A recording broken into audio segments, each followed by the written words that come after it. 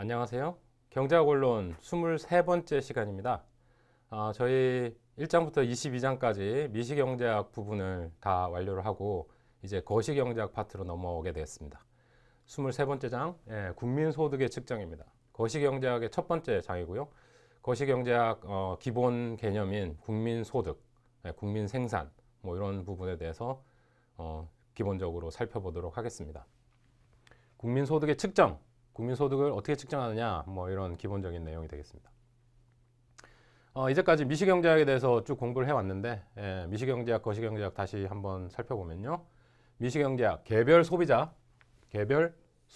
기업, 개별 경제 주체가 어떻게 의사결정을 하고 이들이 시장에서 어떻게 상호작용하는지에 대해서 다루는 부분이었습니다. 의사결정하는 장면에서 최적화의 장면을 봤고요. 옵티마이제이션이죠. 옵티마이제이션. 그리고 시장에서 어떻게 상호작용하는지 이퀄리브리움을 찾는 거죠. 이 두 가지 측면에 초점을 맞춰가지고 미시경제학을 살펴봤습니다. 오늘부터는 이번 장부터는 거시경제학의 기본적인 모델들, 그 다음에 토픽들을 살펴볼 건데요. 거시경제학, 이름이 얘기하는 매크로, 거시적인 관점, 총체적인 관점, 애그리게이트된 모든 변수들을 살펴봅니다. 그래서 인플레이션, 실업, 경제성장, 경제 전반에 관한 현상을 연구하는 분야가 되겠습니다. 인플레이션, 실업, 경제성장 이거 얘기할 때 이제 첫 번째로 정의되는 게 국민소득입니다. 국민생산 또는 국민소득, 소득, 생산 뭐 이런 부분을 첫 번째 매저를 해서 요게 변화되는 변화율, 경제성장률이 되겠고요. 거기에 관련돼서 얼마나 많은 실업 아니면 고용 뭐 이렇게 발생하는지, 그리고 가격의 평균적인 가격의 변화, 가격의 변화 또는 인상, 가격의 평균적인 가격의 인상, 인플레이션 되겠네요. 이런 부분들을 기본적으로 우리가 살펴봄을 통해서 전반적인 경제에 대해서 이해를 하는, 경제 전반에 대해서, 국가 경제 전반에 대해서 이해하는 부분이 되겠습니다. 첫 번째로 전체의 소득과 지출, 경제 전체의 소득과 지출, 국민 총생산 또는 국민 총소득 뭐 이렇게 얘기할 수 있고, 결국은 같아진다 뭐 이런 내용을 좀 이따 살펴보겠습니다. 경제 구성, 모든 구성원의 소득 총액, 소득의 측면이 있고요. 총생산을. 그 다음에 경제에서 생산되는 모든 재화와 서비스에 대한 지출적인 측면이 있을 거고요. 그 다음에 여기서 얘기하는 생산적인 측면이 있습니다. 생산과 소득과 지출, 소득과 지출, 그리고 생산이 경제 전체로 볼 때 같아진다? 뭐 삼면 등가의 법칙이라고 하는데요. 삼면 등가의 법칙. 경제 전체로 봤을 때 소득, 지출, 생산 이 세 부분이 궁극적으로 같아지게 된다. 전체적인 규모에서요. 그래서 국민 총생산을 어떻게 측정할 것이며, 그거를 소득적인 측면, 지출적인 측면에서 어떻게 측정할 수 있는지 그 관계를 살펴보도록 하겠습니다. 우리가 1장, 2장에서 살펴봤죠. 경제적인 모델 중에 경제 순환 모형도 한 번 더 나왔습니다. 요게 GDP를 측정하는 모형에서도 쓰입니다. 그래서 한번 보시죠. 단순화된 경제에서 가게와 기업 사이에 일어나는 모든 거래를 보여주는데, 요 거래 과정을 통해서 우리가 GDP 측정하는데 응용해 볼 수가 있겠다. 두 가지 방법이 있다. 각 가게의 지출을 모두 합하는 거 하고 기업이 지불하는 총소득을 모두 합하는 방법, 두 가지 방법이겠네요. 그러면서 지출과 소득이 하나가 된다라는 부분이 되겠고요. 그때 2장에서의 논의를 생각해 보면, 가게는 재화 서비스 시장에 가서 재화와 서비스를 구입을 합니다.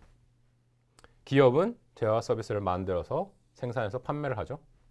그게 이제 지출되는 돈의 흐름을 보면 지출적인 관점에서 GDP를 매저할 수 있고, 수입적인 관점에서, 생산의 관점에서 GDP를 매저할 수 있습니다. 개별 가게, 개별 기업의 합, 총 경제를 보면 그 총합에서 요 흐름을 볼 수 있겠네요.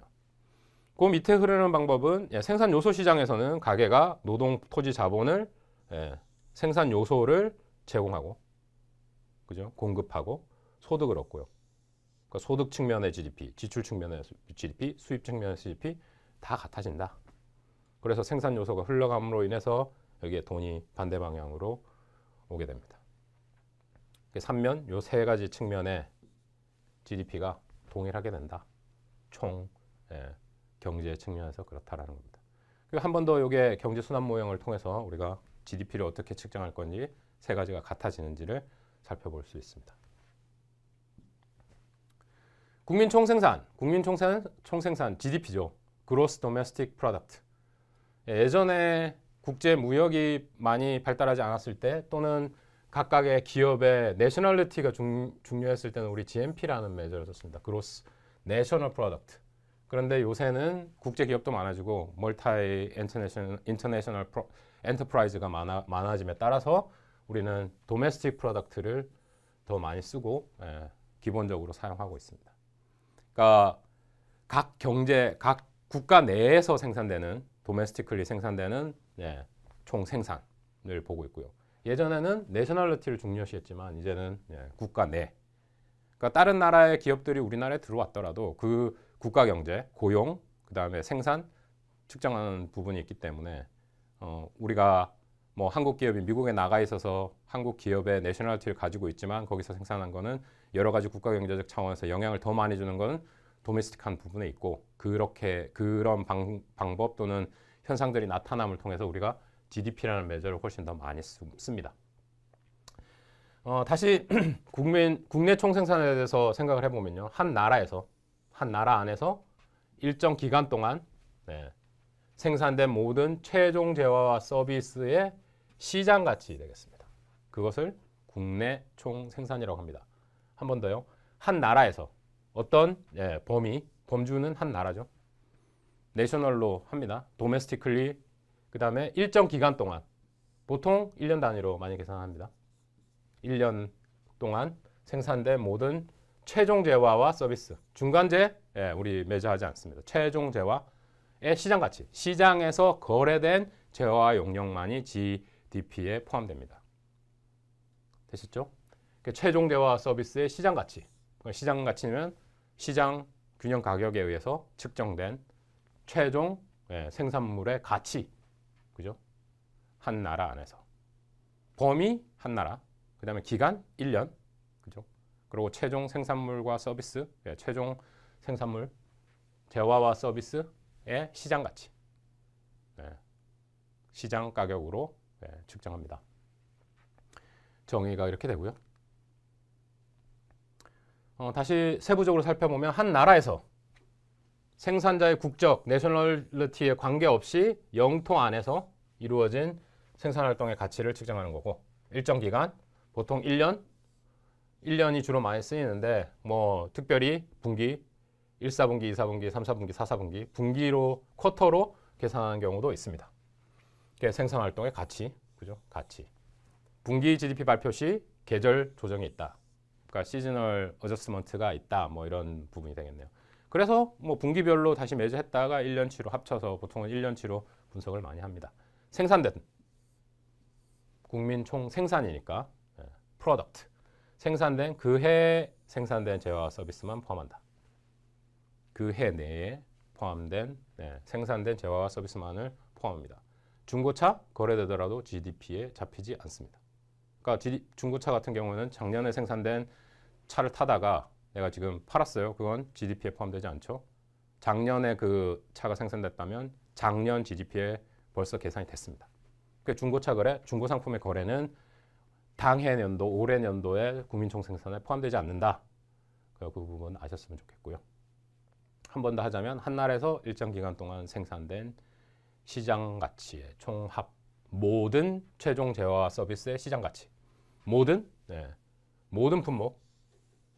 품목을 포함한다. 기존 주택에서 창출되는 주거 서비스 서비스는 포함된다는 거죠. 아파트를 새로 지은 거는 그 해 연도의 가치로 포함되지만 뭐 렌트를 받는다거나 아니면 거기에서 파생되는 서비스, 그 서비스는 포함이 된다는 거죠. 생산된 거는 지난 연도에 생산됐더라도 서비스가 계속 올해에도 쓰여졌다, 건물이 쓰여졌다. 그러면 기존 주택에서 창출되는 주거 서비스는 올해 발생한 서비스는 GDP에 포함된다.